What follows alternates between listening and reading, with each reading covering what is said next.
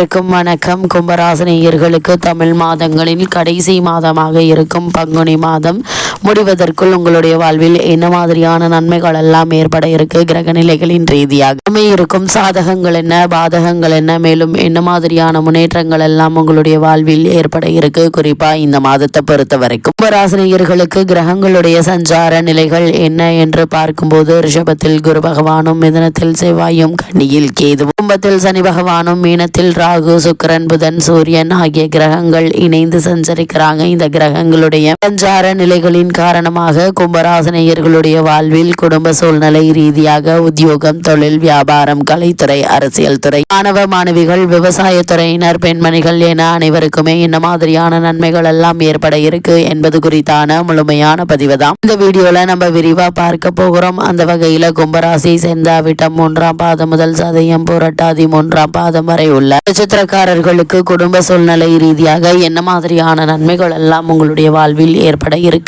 என்று பார்க்கும்போது, இக்காலகட்டத்தை பொறுத்த வரைக்கும் உங்களுடைய ராசிக்கு 2ஆம் இடத்தில் சுக்கிரன் இருப்பதும், சுகஸ்தானத்தில் குரு அமர்ந்து 10ஆம் இடத்தை பார்வையிடுவதும் சிறப்பு வாய்ந்த ஒரு கிரக சஞ்சாரம் என்று தாங்க சொல்ல வேண்டும். அது மட்டும் இல்லாம தொழில், வியாபாரம் லாபகரமாகவே இருக்குங்க. புது வீடு வாங்கும் வாய்ப்பும் சிலருக்கு உண்டு. ஆரோக்கிய குறைபாடுகள் சற்று குறைவதற்கான வாய்ப்புகளும் அதிகம் இருக்குதுங்க. குடும்பத்தில் சுப காரியங்கள் நடக்குங்க. பெற்றோரால் நன்மை உண்டு. திருத்தல தரிசனங்கள் கிடைப்பதற்கான சாத்தியக்கூறுகளும் இருக்கு என்பதை கிரக நிலைகள் தெளிவுபடுத்துதுங்க. பெரியவர்களுடைய ஆசையும் உங்களுக்கு இந்த மாதத்தில் கிடைக்க இருக்குது. தன குடும்பஸ்தானத்தில் ராகு இருப்பதால் அலைச்சல்களை குறைத்துக் கொள்ளுங்க. அதே போல் பங்கு சந்தை முதலிய துறைகள்ல அதிக ஈடுபாடு காட்ட வேண்டாங்க. நஷ்டம் ஏற்படுங்க. மேலதிகாரிகளுடைய அழுத்தம் காரணமாக வேலை விட்டுவிடும் எண்ணம் தோன்றுங்க. 5இல் செவ்வாய் வக்ரகதியில் இருப்பதால முன் கோபத்தை தவிர்த்துக்கோங்க. அவசர முடிவுகளை எடுக்க வேண்டாம் என்பது கிரக நிலைகள் மீண்டும் மீண்டும் அறிவுறுத்தது. எந்த ஒரு சூழ்நிலையும் எடுத்தோம் கௌத்தம் என்று எந்த ஒரு செயலிலும் ஈடுபடாமல் பொறுமையாக நிதானமாக சூழ்நிலையை கையாள்வது அவசியம் என்பதை கிரக நிலைகள் மீண்டும் மீண்டும் தெளிவுபடுத்துதுங்க. இந்த காலகட்டத்தை பொறுத்தவரை அளவுக்கேற்ற செலவுகள் காத்திருக்குதுங்க. இக்காலகட்டங்களில்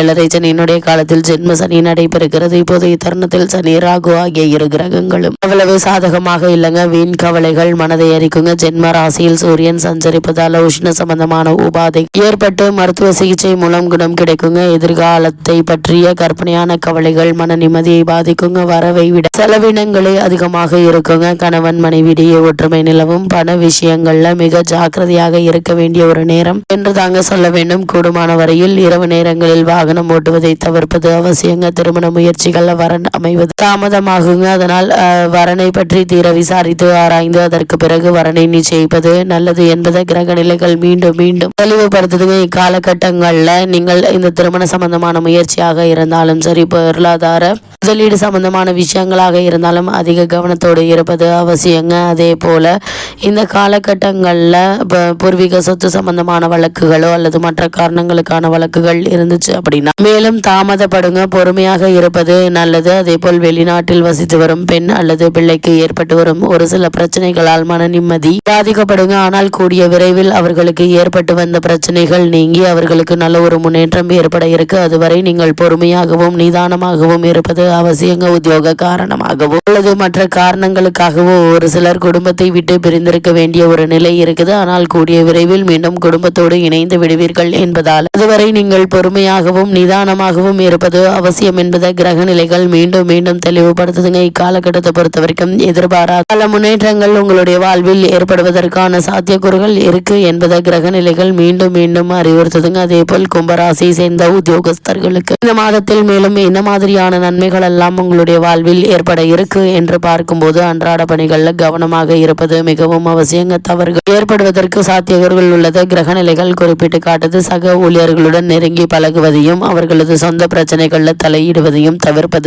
அவசியங்க. ஏன்னா கிரக நிலைகளின்படி வீண் அபவாதம் ஏற்படுவதற்கு, உங்களுடைய நற்பெயருக்கு களங்கம் உண்டாவதற்கு சாத்தியக்கூறுகள் இருக்குதுங்க. பண விஷயங்கள்ல அதிக ஜாக்கிரதையாக இருக்க வேண்டிய ஒரு காலகட்டம் என்று தாங்க சொல்ல வேண்டும். கடன் வாங்குவதையும் கடன் கொடுப்பதையும் கண்டிப்பாக தவிர்க்க வேண்டுங்க. கூடுமான வரையில் இரவு நேரங்களில் வாகனம் ஓட்டுவதையும் பயணம் செய்வதையும் தவிர்க்க வேண்டுங்க. பிறர் பிரச்சனைகள்ல தலையிடாமல் ஒதுங்கி இருப்பது மிகவும் அவசியம். ஆரோக்கியத்திலும் எச்சரிக்கையாக இருப்பது நல்லது என்பதை கிரக நிலைகள் மீண்டும் மீண்டும் அறிவுறுத்துதுங்க. அதே போல் கும்பராசியை சேர்ந்த தொழில் மற்றும் வியாபாரம் செய்பவர்களுக்கு மேலும் என்ன மாதிரியான நன்மைகள் எல்லாம் உங்களுடைய வாழ்வில் ஏற்பட இருக்கு என்று பார்க்கும்போது, பெரும்பான்மையான கிரகங்கள் அனுகூலமற்ற நிலையில சஞ்சரிக்கிறாங்க. உற்பத்தி சந்தை நிலவரத்திற்கு ஏற்ப அளவோடு வைத்துக் கொள்வது நல்லது. புதிய புதிய முதலீடுகளை விஸ்தரிப்பு திட்டங்களையும் ஒத்தி போடுவது மிகவும் அவசியங்க. குறிப்பாக கடனுக்கு சப்ளை செய்வதை குறைத்துக் கொள்ள வேண்டும். வங்கி மற்றும் இதர நிதி நிறுவனங்களுடைய ஒத்துழைப்பு கிடைப்பது கடினங்க. சக கூட்டாளிகளுடன் அனுசரித்து நடந்து கொள்வது தேவையற்ற பிரச்சனைகள் ஏற்படுவதை தவிர்க்க உதவுங்க. அதே போல ஏற்றுமதி இறக்குமதி துறை வர்த்தக விஷயங்கள்ல கண்டிப்புடன் இருக்க வேண்டுங்க. அப்படி இல்லைன்னா பின்பு வருத்தப்பட நேரிடும். கவனமாகவும் எச்சரிக்கையாகவும் இருப்பது அவசியங்க. கும்பராசியை சேர்ந்த கலைத்துறையினருக்கு மேலும் என்ன மாதிரியான நன்மைகள் எல்லாம் ஏற்பட இருக்கு என்று பார்க்கும்போது வாய்ப்புகள் அளவோடு கிடைக்குங்க. வருமானமும் தேவையான அளவிற்கு கிடைக்குங்க. இருந்தாலும் சேமிப்பதற்கு சாத்தியமில்லைங்க. கூடுமான வரையில் அலைச்சலையும் பிரயாணங்களையும் தவிர்க்க வேண்டுங்க. முன்பணமின்றி கலை நிகழ்ச்சிகளை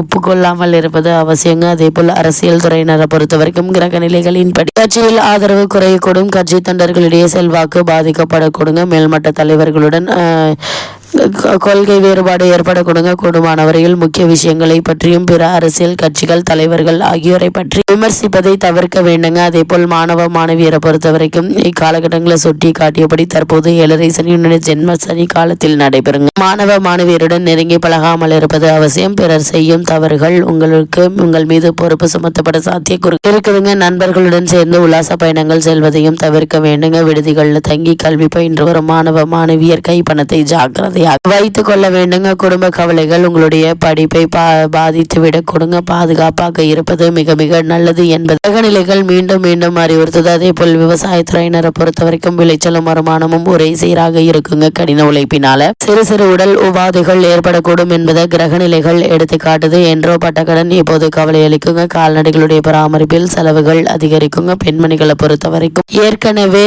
நாங்கள் சுட்டிக்காட்டியபடி ஜென்ம சனி காலம் நடைபெறுதுங்க. ஜோதிட கலையின் துல்லிய விதிகளின்படி ஜென்ம சனி காலத்தில் வீண் அலைச்சல்களும் முயற்சிகள் தடங்களும் சிறு சிறு உடல் உபாதைகளும் பணவிரயமும் ஏற்படக்கூடுங்க.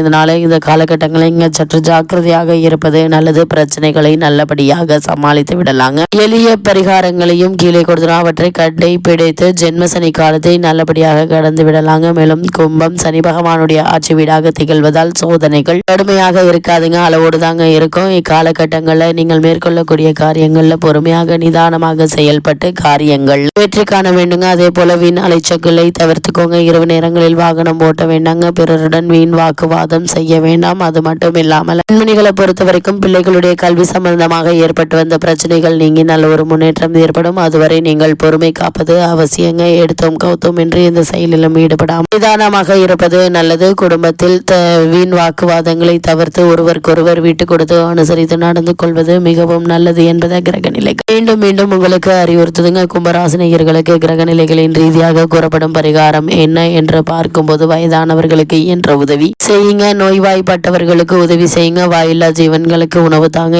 என்ற நன்மைகள் உங்களுடைய வாழ்வில் ஏற்படும்.